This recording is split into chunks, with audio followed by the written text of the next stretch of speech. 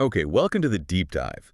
Today, we're doing something a little different. We've basically taken a snapshot of the news, just from one single day, June 7th, 2025, from headlines all over the world. And our mission, well, it isn't just to read those headlines back to you. We want to unpack this sort of burst of global activity. What were the big themes? What forces were driving things?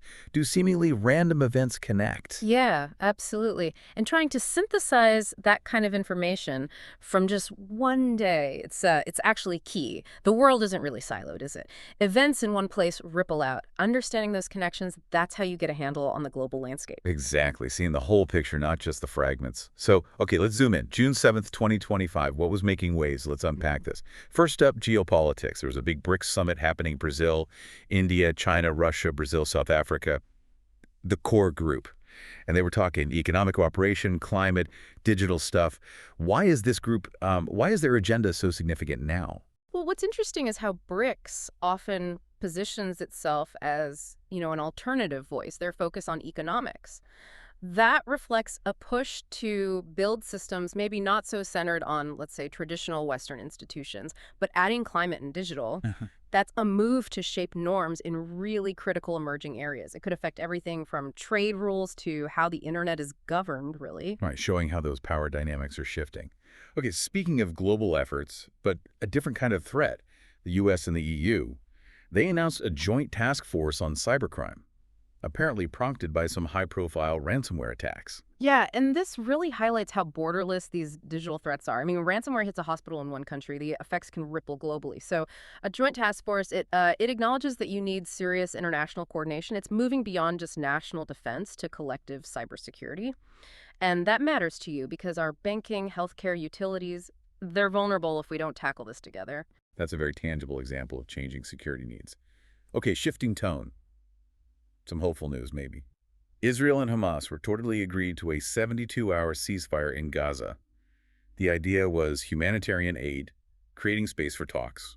Even these temporary pauses, they're incredibly fragile, of course, but they are vital. They offer windows for aid, obviously, but also for diplomacy. Just the possibility of less conflict, that sends signals, not just on the ground, but as we'll see, to global markets, too. Interesting connection there. Okay, staying in Europe. France's President Macron. He was calling for a new European defense pact, citing rising threats, aiming for more EU military cooperation. This definitely reflects a growing feeling in Europe about, strategic autonomy. NATO is still key for many, sure, but talking about an independent EU defense capacity, it suggests a future where Europe takes more responsibility for its own security, could shift dynamics. And then, closer to home for some, South Africa had municipal elections.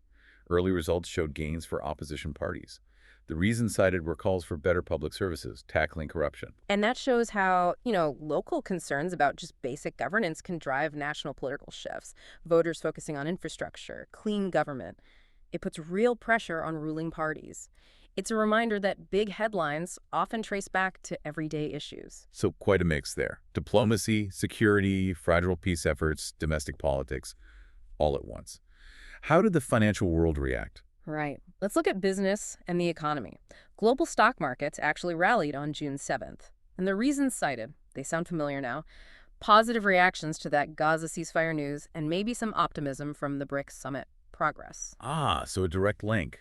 Market sentiment reacting almost immediately to perceived changes in global risk. Exactly. Even just the potential for stability or signs of dialogue between big economic players, investors see that as positive. It shows how intertwined global affairs are with your portfolio. Okay, focusing on India.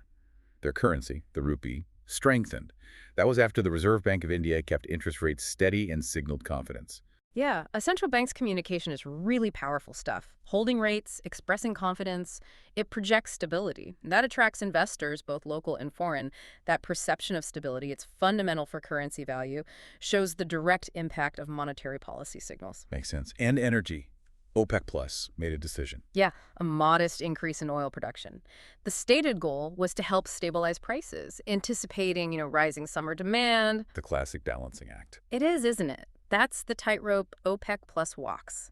Calibrating supply to meet demand, like summer driving, while keeping prices okay for producers and the global economy, shows their ongoing clout. Meanwhile, over in Japan, some genuinely good economic news.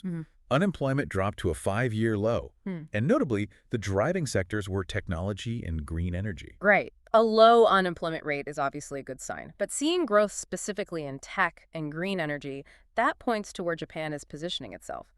These are forward-looking sectors. Their expansion suggests innovation is fueling that positive momentum. And speaking of green energy, the African Development Bank approved $1 billion for renewable projects across Africa. That's significant. It's funding the clean energy transition not just as a climate thing, but as an economic strategy. Renewables in Africa can mean better energy access, jobs, less reliance on volatile fossil fuels.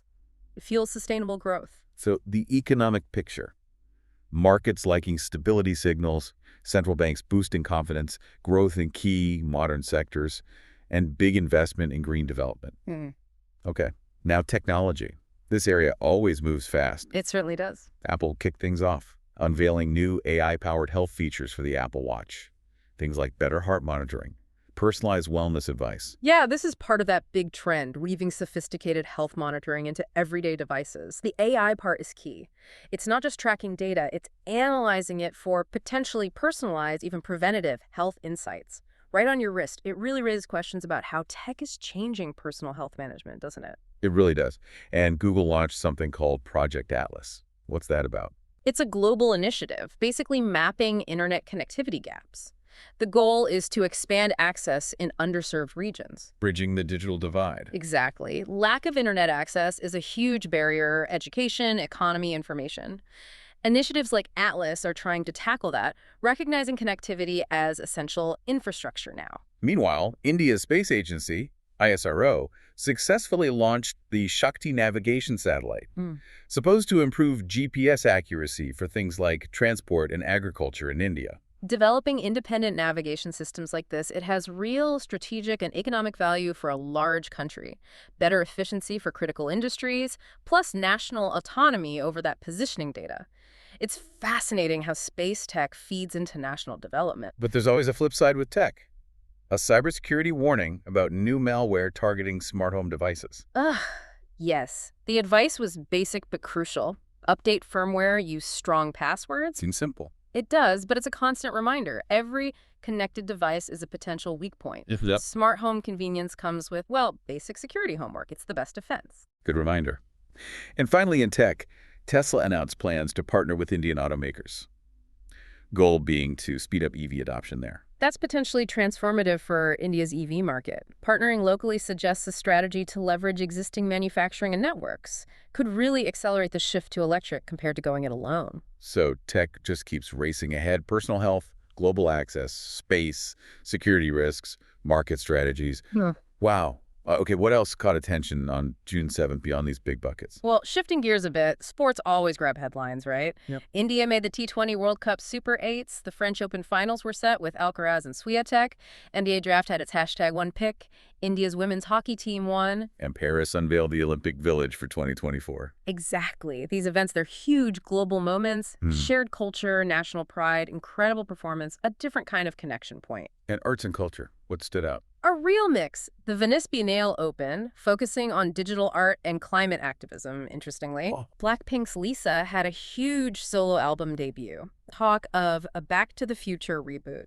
India's Jaipur Literature Festival started.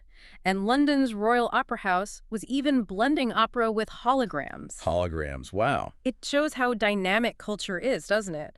Tech creeping in, addressing current issues like climate, global stars rising, but also traditional forms like literature festivals still thriving. Tradition and innovation side by side. Okay, environment and science. A broad range here too. World Oceans Day focused on plastic pollution and biodiversity. Some good news.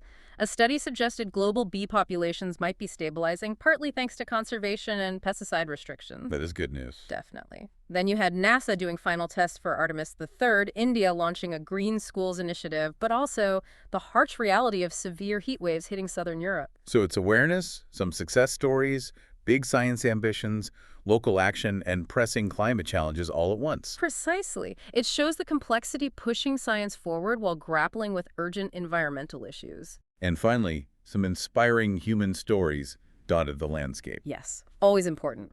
A Mumbai teen won gold for inventing a portable water purifier. Fantastic. Canadian communities celebrated Indigenous Peoples Day. A Kenyan nurse received the Florence Nightingale Medal. Germany had this urban gardens project, and Brazilian volunteers were doing a massive tree planting drive in the Amazon. These are powerful. They really are. They show individual ingenuity, community action, dedication, grassroots environmentalism. It reminds you that beneath all the high-level news, countless people are making tangible, positive changes, tackling big challenges on a human scale. It really is quite something when you step back. Just one day, Mm. and you see the sheer breadth. Diplomacy, markets, tech breakthroughs, individual inventions, community efforts, all interconnected. So we've taken our deep dive into this snapshot, June 7th, 2025. We've seen how geopolitics, tech, the environment, human stories, they aren't separate tracks. They're all happening at once, influencing each other. Yeah, looking at the pieces together, it just gives you a richer picture than any single headline can.